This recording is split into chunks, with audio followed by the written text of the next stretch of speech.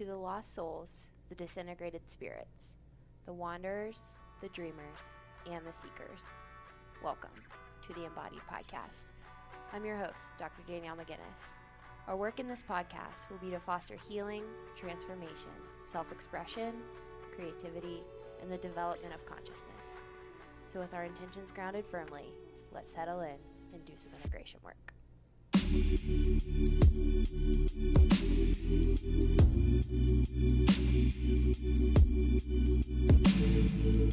Hey friends, happy Sunday and welcome back to another episode of the Embodied Podcast. If you guys are loving what you're hearing on the show, I would really appreciate it if you slid over to iTunes, dropped a 5-star rating or a written review, and just let me know what you are loving about the show and what you want to hear more of. Those ratings and reviews help get the show organically into more ears and more souls across the world. So if you've already done that, thank you so much.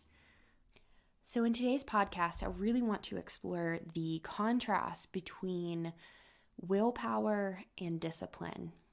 I certainly see both of these show up in my practice, but it's really interesting because typically when people come in and start doing work on themselves, the initial thought is, if I can just will myself to engage into this work, then it will be more quote unquote successful.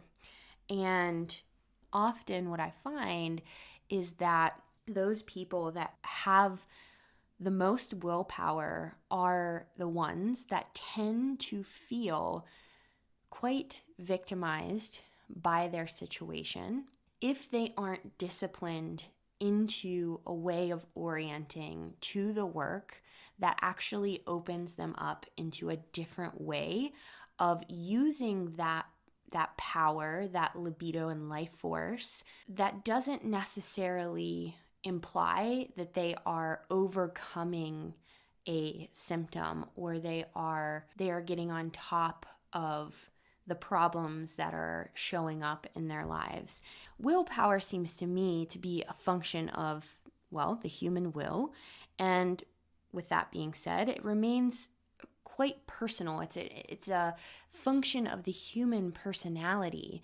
And so for the first half of our lives, the life force and the libido from the unconscious is actually directed into the conscious will so that we can move towards discovering who we are. What happens though, we get to a point in our lives where we're trying to use the same aspect of willpower in life that we did as we were developing through childhood, through adolescence, and now we get into adulthood and we recognize like, oh, why are we feeling so blocked in these specific ways? This has always worked for me in the past. I've been able to will myself to do things. I've been able to have enough internal power to push through. And this is where I see the contrast of willpower and discipline show up. Because if you look at the etymology of discipline, it comes from a Latin word which is connected to disciple. And a disciple is one who follows another for the purpose of learning.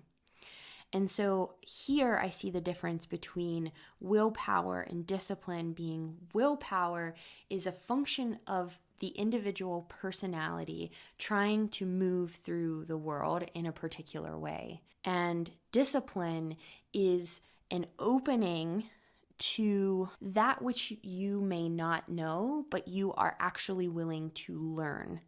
And I think discipline starts to connect us into a form of devotion.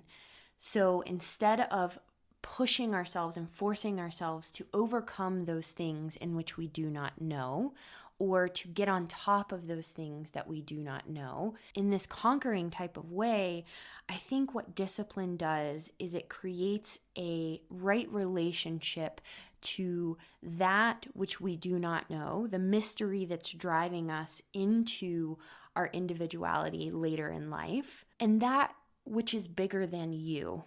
So I feel like what happens with human will is we get to specific points in our lives where the things in which we've pushed ourselves to do in the past or willed ourselves to do in the past are no longer available.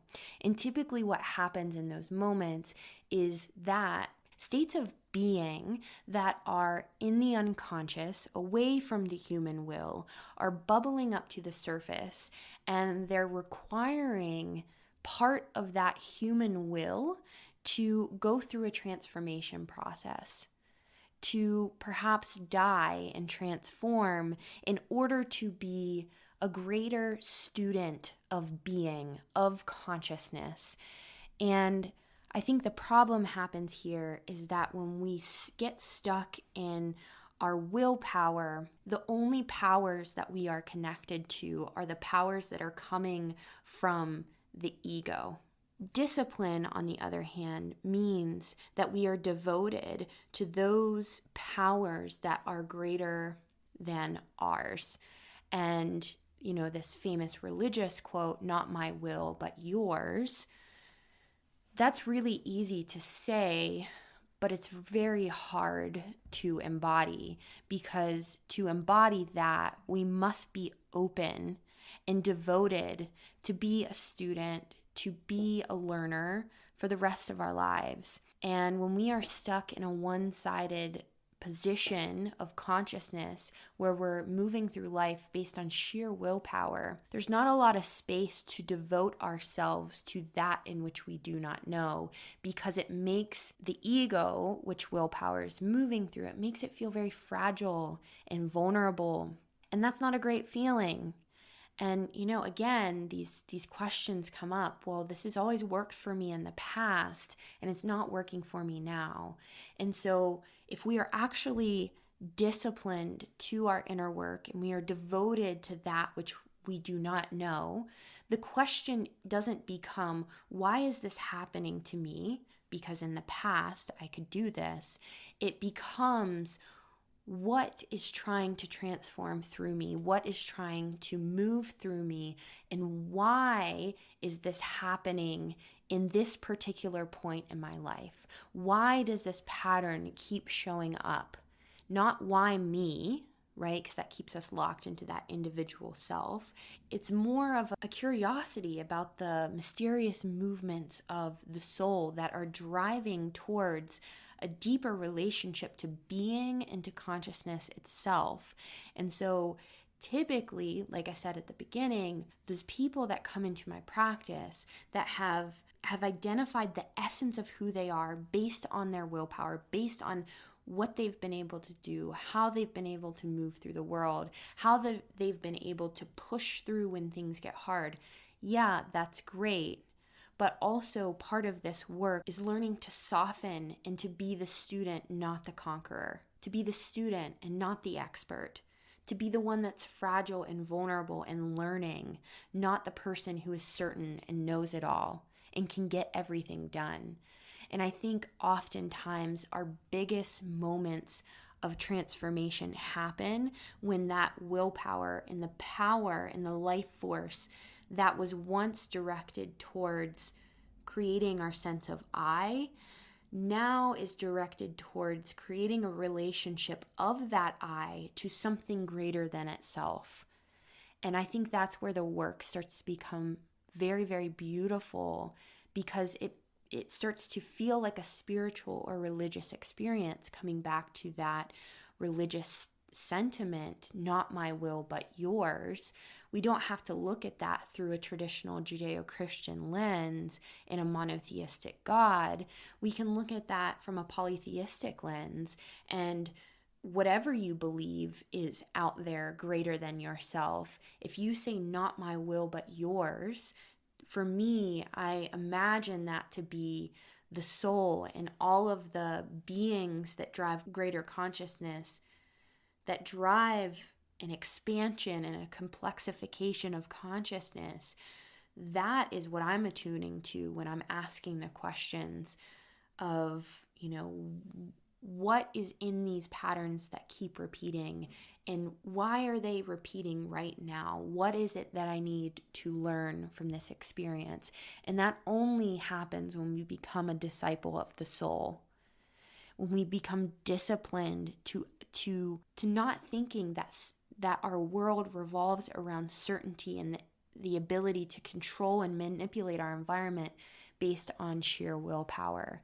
And so these are the things that I've come up with, but I would love for you to contemplate on how this has shown up in your life. If you feel like you're at a stuck point in your life and this is a crucial moment where maybe in the past where you've tried to will yourself through it, soul is inviting you to be disciplined to unknowing, to not knowing, to unfolding into the mystery, to releasing control based on fear and power, and to feel into that relationship to something greater than yourself. And so again, just an invitation to contemplate on how this has showed up in your life. At what points have you used strictly willpower? At what points have you become disciplined and a disciple of the soul? And at what points maybe have both been there and have been a beautiful amalgamation of these different functions of the psyche? And so with that being said, I hope you guys have a great week, and hopefully we will talk on Thursday.